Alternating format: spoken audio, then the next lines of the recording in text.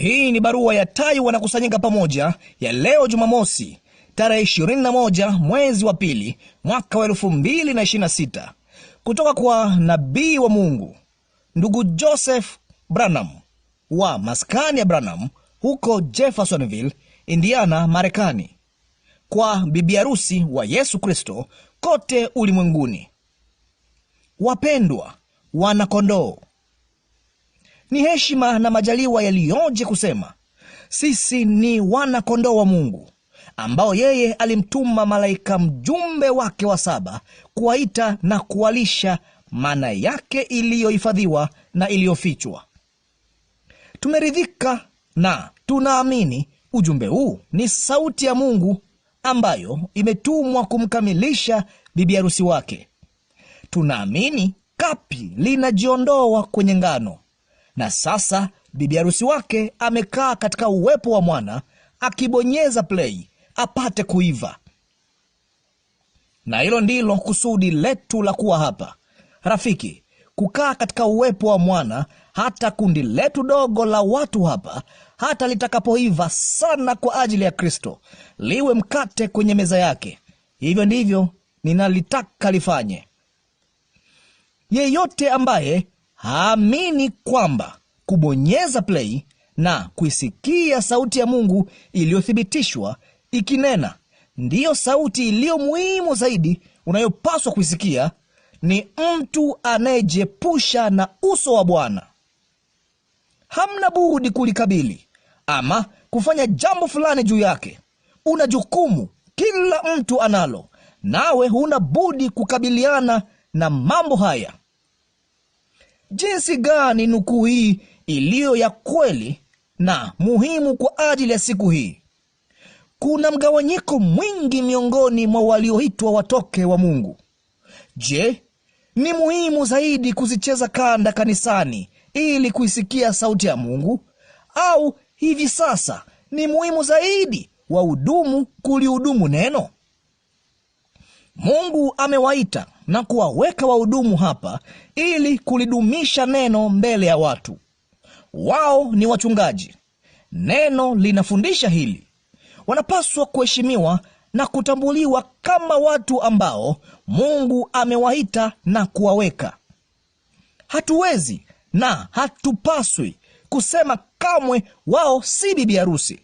Hilo ni kosa na si kulingana na kile nabii alichotufundisha. Nimesikia watu wakisema kama hawachezi kanda makanisani mwao, wao ni wapinga neno. Haupaswi kamwe kusema kitu kama hicho. Hilo linanionyesha una roho asiye sahihi. Nimesikia wengine wakisema wote lazima wasikilize hewani pamoja na BT, la sivyo wako nje ya mapenzi ya Mungu. Haupaswi kamwe kusema kitu kama hicho. Mungu peke yake ndiye anayejua ni nani aliye bibi harusi na ni nani asiye. Hiyo si roho ya bibi harusi kusema kitu kama hicho. Hata baadhi ya watu wanaosikiliza hewani pamoja na BT wanasema ukienda kanisani kusikiliza kanda na usisikilize hewani nyumbani mwako umekosea. Hilo si sahihi, ndugu na dada. Kama unasema hivyo, acha, umekosea. Kila mmoja lazima wafanye vile wanavyojisikia wanaongozwa na Bwana kufanya. Wahudumu wengi wanahisi kuhubiri ndiyo njia iliyoandaliwa na Mungu kwa ajili ya siku hii. Sisi tunaona tu mambo tofauti. Hiyo ni sawa. Ni mara ngapi ndugu Branham alifanya ulinganisho huu ule ule? Tumetoka kumsikia kwenye maswali na majibu, watu walipokuwa wakizungumza kuhusu ndugu Jackson kuwa amekosea, aliwakemea kusema lolote dhidi yake na kanisa lake. Mimi ndo nahubiri hivyo kwa njia ya barua hii. Kile mimi ninachoamini ndiyo njia iliyoandaliwa na Mungu kwa ajili ya maskani ya Branham. Wao ni ndugu na dada zetu, wanampenda Bwana na ujumbe huu. Hivyo ndivyo wanavyohisi Bwana anawaongoza. Bwana asifiwe. Wao wanaliona kwa njia moja na sisi tunaliona kwa njia nyingine. Hilo ni sawa. Mimi siwezi kuliona kwa njia yao, nao hawawezi kuona yangu nionavyo mimi. Kuna njia nyingi ambazo Mungu ameandaa, lakini kuna njia moja tu kamilifu, na kwangu mimi hiyo ni kubonyeza play. Natumai sieleweki vibaya hapa. Kuweka mikono na kuwaombea watu ni 100% kulingana na neno. Kupakwa mafuta na kuwaombea wagonjwa ni neno la Mungu kulingana na maandiko.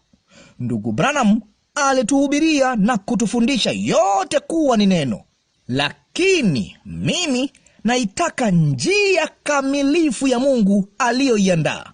Kuamini tu kwa sababu Mungu alisema hivyo. Hilo ndilo ninalojitahidi kufanya. Lakini sasa kwa ajili ya uponyaji, ni rehema ya Mungu tu kwamba yeye kwa kupigwa kwake wewe uliponywa. Sasa kwanza neno linasema hivyo. Hilo linapaswa kutosha. Lakini ikiwa huliamini katika neno, basi kuna karama kanisani, kama vile wanaume waliovuviwa kujua jinsi ya kufundisha hilo. Hilo litalifanya liwe wazi kwako. Ndilo na imani ya kuamini. Ninaamini katika huduma 5. Ninaamini katika watu walioitwa na Mungu kuhubiri na kulifundisha neno. Lakini naamini kuisikia sauti ya Mungu iliyo kwenye kanda ndiyo njia kamilifu ya Mungu kwangu mimi. Katika kuzisikiliza kanda, sihitaji hata kuelewa. Naamini tu kila neno ninalosikia. Hakuna mtu, hakuna mhudumu, hakuna mahali pengine ninapoweza kwenda ambapo ninaamini kila neno na kukiweka kikomo changu cha milele isipokuwa kanda. Haijawahi kutokea tangu mwanzo wa wakati Mungu kuwapa watu wake fursa na uwezo wa kuisikia sauti yake wao wenyewe ikizungumza mdomo kwa sikio. Kila siri inafunuliwa kwenye kanda. Kila swali linajibiwa kwenye kanda. Kila kitu bibi harusi anachokihitaji ili kukamilishwa kiko kwenye kanda. Kila neno lililonenwa kwenye kanda ni neno la Mungu. Huenda nisielewe ama nisiweze kuelezea kila kitu, lakini si lazima nifanye hivyo. Yeye ananitaka tu niseme amina kwa kila neno. Nazo kanda ndiyo mahali pekee ninapoweza kufanya hivyo. Bali inapokulazimu kufanya jambo ambalo ni tofauti, wakati inapokulazimu kutetea unayoamini kuwa ni kweli, hiyo ndiyo sehemu iliyo ngumu. Hapo ndipo mkwaruzo unapokuja, papo hapo. Ninaamini kwa yote yaliyo ndani yangu, tuko katika mapenzi makamilifu ya Mungu na katika meli inayoelekea Ninawi. Ningependa ulimwengu wote uje usafiri pamoja nasi katika meli yetu Jumapili hii, saa 6 mchana, masaa ya Jeffersonville. Ni saa 2 usiku Afrika Mashariki, tunapomsikia Mungu akizungumza na wana kondoo wake. Ndugu Joseph Branham. Ujumbe 65-0217. Mtu anayejiepusha na uso wa Bwana. Maandiko ya kusoma: Yona sura ya 1 mstari wa 1 hadi wa 3. Malaki sura ya 4 yote. Yohana Mtakatifu sura ya 14 mstari wa 12. Luka sura ya 17 mstari wa 30.